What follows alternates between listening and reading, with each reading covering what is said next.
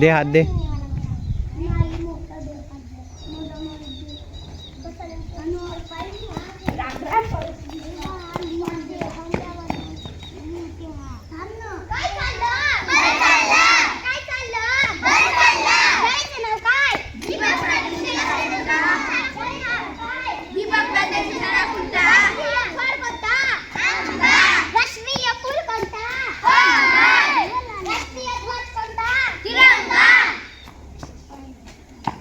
राष्ट्रीय पक्षी कोणता?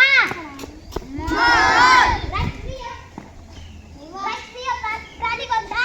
वाघ.